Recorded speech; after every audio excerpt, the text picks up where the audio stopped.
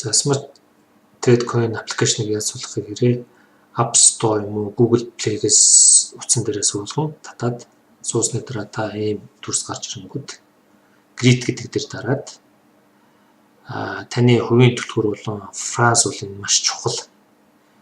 Энэ хоёрыг бол та ямар нэгэн газар хуулах хэрэгтэй. Энэ бол таны одоо аппликейшнийг ажилуулах түлхүүр болно. Тийм учраас маш их анхааралтай хуулж аваад буцааж утсан дээр суулгах юм байна. За ингээд окей дарсны дараа таны хувийн түлхүүр дээр нь гарч иж байгаа. Энийг копидж хадгална нэг газар.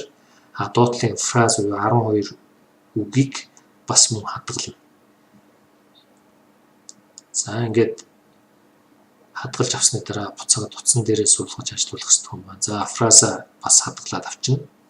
Ингээд next дарна.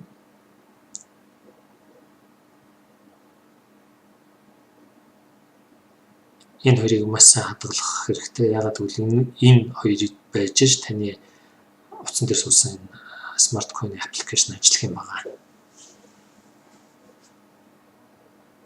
За үүний дараа ингээд энэ фраза ингээд түрүүний 12 фраз уу үгийг энэ дээр байршуулж байгаад копидж тавиад next дарсны дараа энэ дөрвөн оронтой пин код та өөрөө зохиож байна.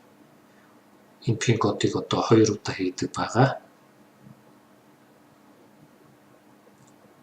Ингээд confirm хийсний дараа пин чинь сэвлэгдэж байна. Энэний дараа next дараад гараад ирнэ логно хийж дарсны дараа пин кодоо хийснээр таны энэ утсан дээр суулгасан Smart Coin-ы төрөвч ажиллах юм байна.